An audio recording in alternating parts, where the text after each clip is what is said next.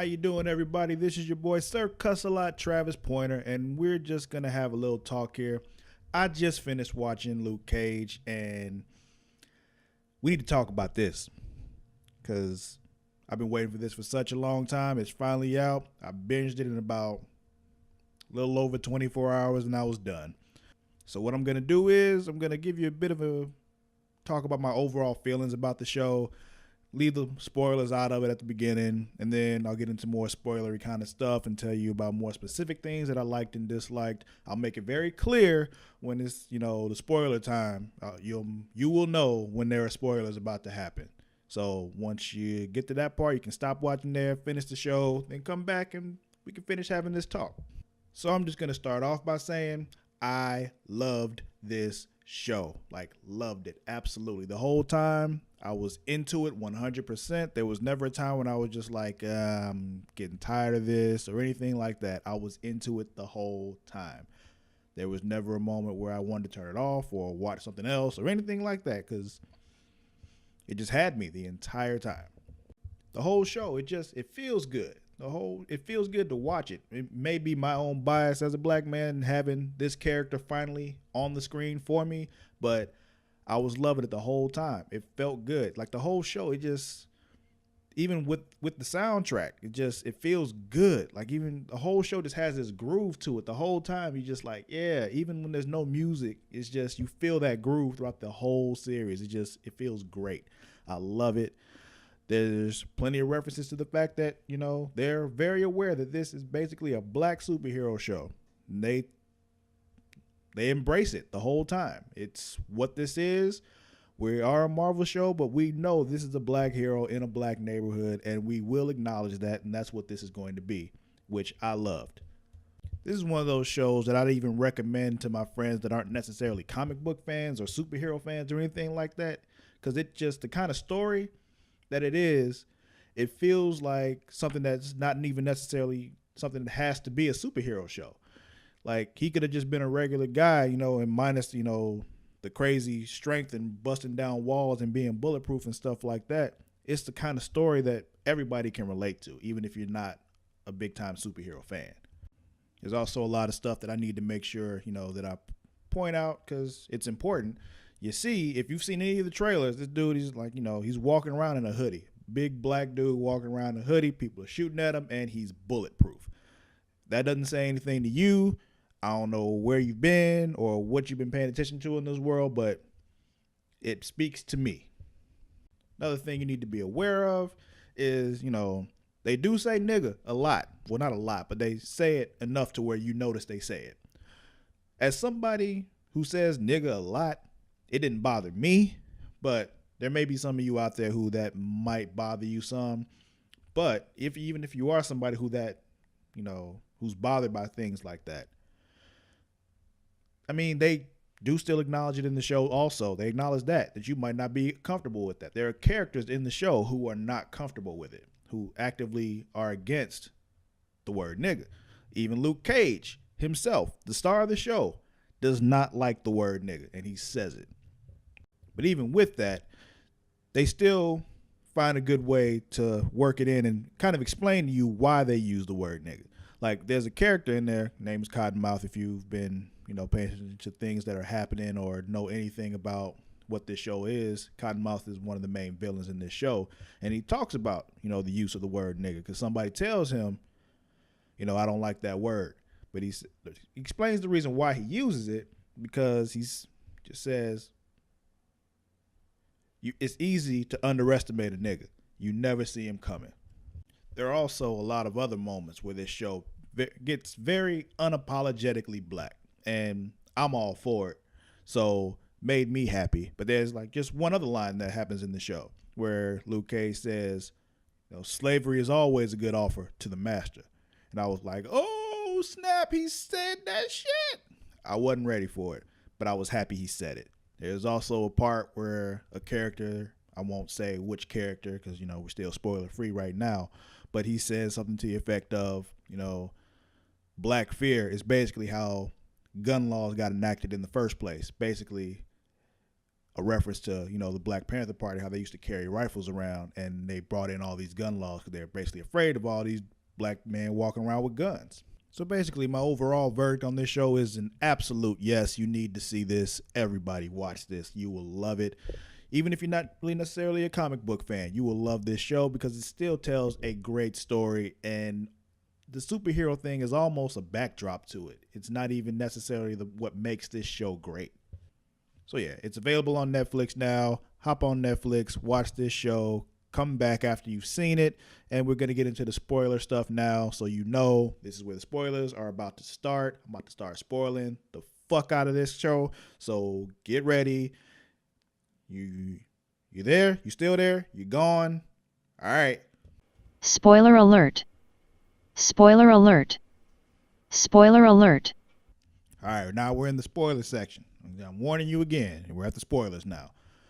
But this show, it's the way it starts out, I'm loving it because Luke Cage, regular old hard-working man. Like, he's not normal by any stretch of the imagination because he's still, he's super strong, bulletproof skin, all that. But he's living as, an everyday kind of guy. Only difference is, the jobs he works, he gets paid cash. He doesn't want any paper trails, and you're not really sure why yet, but he's on the run from something if you paid attention to Jessica Jones. But yeah, he's on the run. He's getting paid cash. He's working 2 jobs. One job, he's sweeping up hair at a barbershop. The other job, he's a dishwasher at a nightclub. Working for 2 ex-gangster, an ex-gangster and a current gangster, basically, Cottonmouth. I do like the introduction of Misty Knight when they first brought her in. She looked like Misty Knight, with the hair and everything. Only problem I really have with it is the fact, the two of them, her and Luke hook up, and it's just, okay, I'm fine with that happening, but the fact that it had such an effect on her and how it controlled the way she viewed him for so long because she was just bothered by the fact that she slept with him and didn't know what he was. At least that's how I interpreted it. That bothered me a bit because it was just like, really? You're really going to have her tied down by that? But okay. They do a really good job of bringing in the villains. Cottonmouth is one that you know off the bat you don't like this dude. He's dangerous. He will do whatever he feels like doing to get to where he feels like he needs to be. He will kill you and your mama and your brother and your kids, everybody. He don't give a fuck. It's all about him and what he wants.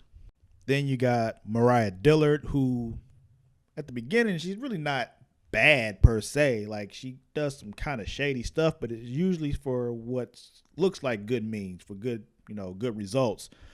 So she's kind of guilty by association at the beginning because she uses, Cottonmouth's money, because he's her cousin and they've been working together to make things happen. He got his own ends that he wants to meet. She's got her own ends that she wants to meet. Hers seem to be a bit more positive, but she's kind of guilty by association with him at the beginning, at least. And then you got Shades, who when they bring him in, like, there's more to this dude than what you think. He walks in, he's got the shades on, of course, and he's wearing sunglasses at night, so there's something up with him. Only crazy people do that.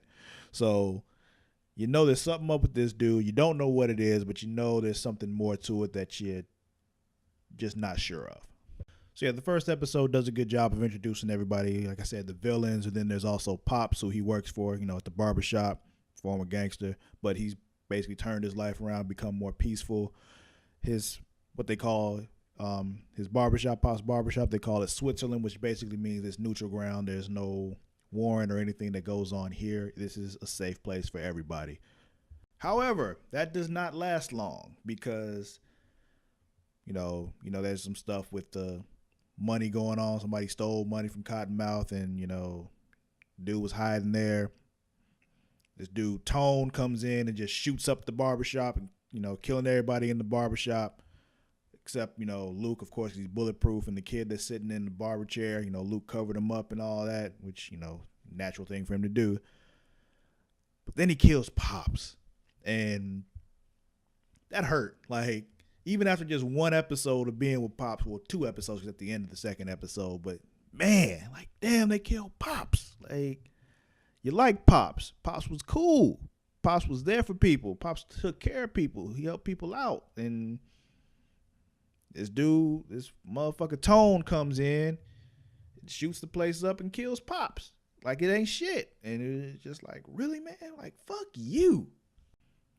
So yeah, it's been very few times that I was as satisfied seeing somebody get killed as I was seeing Stokes, or Cottonmouth as you want to call him, throw Tone off the roof and kill him, because fuck him. So of course now you know though, since they done walked in there and killed Pops, Luke is not okay with that. It's on now, and Luke's about to do something about this shit because Cottonmouth basically has to be stopped, and he's not going to let him keep doing this shit. So very cleverly, he doesn't just walk in head first with Cottonmouth and just like, yeah, I'm going to just fuck all your shit up. Nah, he does some clever stuff and makes him put all his money in the same place, basically by hitting all his stashes and shit. And then breaks in there, breaks everything down so the cops can come in there, and then the cops confiscate all his money. So now Cottonmouth is broke, which is real clever. I like that shit. That was really cool. I also like what they did with his background as far as how he got his powers, you know, him being arrested for a crime he didn't commit and all that kind of stuff. I'm really, really glad that they figured out a way to get, you know, the tiara and the braces on him, because those of you who are aware of Luke Cage, you know, there's a couple different interpretations of him. Well, not interpretation, but different looks that he's had. There's this one right here, and there's this one right here. Now, this one right here wouldn't really work in today's world. He'd look silly. But they found a real clever way to put that in there with the whole, you know, when he was getting the experiment put on him and the tiara was on his head as part of the experiment and the braces and all that. And then he found the yellow shirt and he was wearing it was really cool. I like that. That was real cool. Another thing I really liked about this show, the way they treated their villains.